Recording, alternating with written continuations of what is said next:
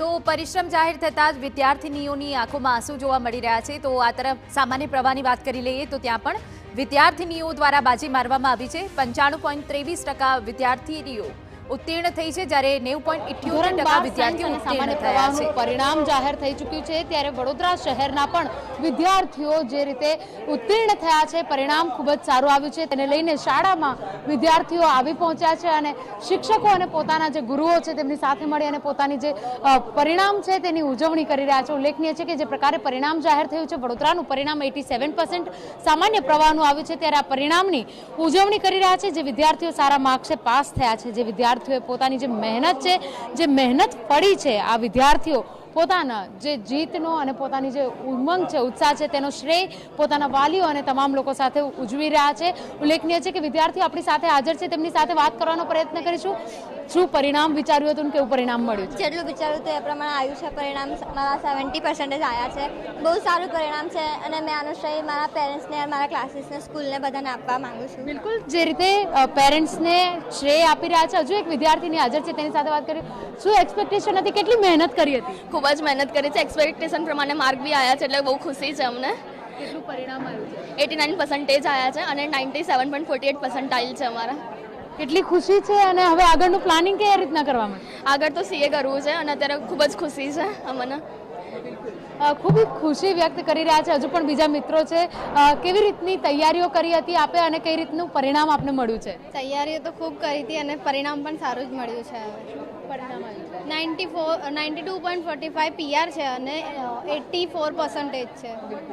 જે રીતની તૈયારીઓ કરી હતી, કેવી રીતે સ્ટડી કર્યું હતું કે જેના લીધે આ પરિણામ સુધી પહોંચી શક્યા છો તમે? કારણ કે જે રીતનું પરિણામ થતું હોય છે, અનેક લોકો ગભરાઈ પણ જતા હોય છે પરીક્ષા પહેલા, કેવી રીતની તૈયારીઓ? એટલે જો જે બધું સ્કૂલમાં ક્લાસીસમાં બધું ચલાવતા હતા એ ઘરે આવીને એકવાર રિવિઝ કરતા હતા, બધું રિવિઝન કરતા હતા, પછી એકને એક વસ્તુ લખીને બધું યાદ રાખતા હતા, બધું કરતા હતા, બધું ફરીથી એકને એક વસ્તુ 2-3 વાર રિવાઇઝ કરતા હતા, ક્વેશ્ચન બધા લખીને વાંચતા હતા, એવું બધું કરતા હતા। બિલકુલ, વાંચી અને પોતાના જે પરિણામ છે ત્યાં સુધી પહોંચ્યા છે। હજુ એક વિદ્યાર્થી છે, ભક્ત બનીને આવ્યા છો, જે વેશ છે તે પણ ભક્ત જેવો કર્યો છે, કેવી રીતની તૈયારીઓ હતી, શું પરિણામ મળ્યું છે?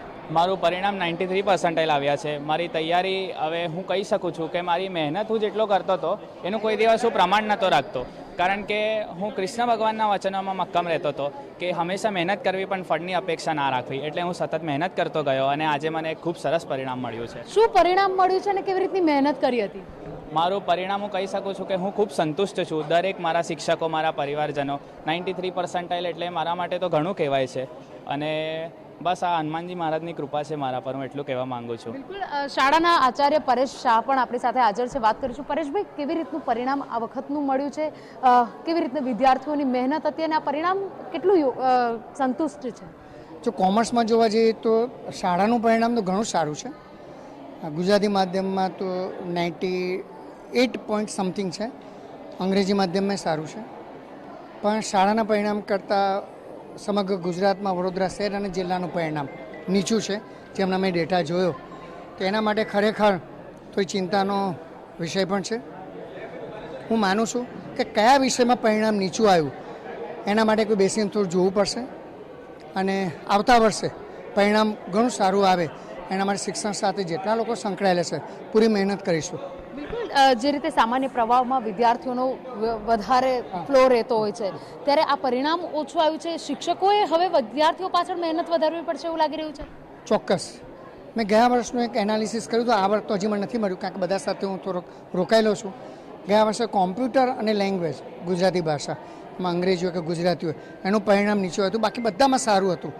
તો ઘણી વખત શું થતું હોય છે કે વિદ્યાર્થીઓ આવા જે વિષયો છે, લેંગ્વેજ છે, કોમ્પ્યુટર છે, એનામાં બહુ ધ્યાન નથી આપતા કે છેલ્લા દિવસોમાં વાંચી લેશું, તૈયારી કરી લેશું।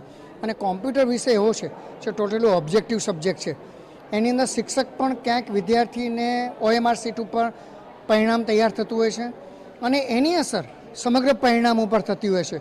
તો કોમ્પ્યુટર છે, એ સિવાય બાકીના મેં તમને જે વિષયો કહ્યા એની અંદર જો થોડા વિદ્યાર્થીઓ જો તૈયારી કરે તો પરિણામ સારું આવે છે। ઓવરઓલ કોમર્સના જે વિષયો છે એમાં તો વિદ્યાર્થીઓ બહુ સારું પરિણામ લાવતા હોય છે। ગુજરાતી છે, અંગ્રેજી છે, કોમ્પ્યુટર છે, આવા વિષયો પર વિદ્યાર્થીઓ છેલ્લા દિવસોમાં તૈયારી કરી લેશું એવી એક મનોસ્થિતિને કારણે પરિણામ ઘણી વખત નીચું આવે છે। તો વિદ્યાર્થીઓની મનોસ્થિતિ બદલવી એ શિક્ષણ સાથે જેટલા સંકળાયેલા છે શિક્ષકો છે એની ખૂબ જવાબદારી છે એવું હું માનું છું. બિલકુલ, તો જે રીતે વડોદરા શહેર જિલ્લાનું પરિણામ આવ્યું છે ક્યાંક વિદ્યાર્થીઓ માટે અને શાળા માટે ચિંતાનો વિષય કહી શકાય, પરંતુ અનેક વિદ્યાર્થીઓ એવા છે કે જે લોકોએ પોતાની મહેનત કરી હતી અને મહેનતનું ફળ પણ મેળવ્યું છે.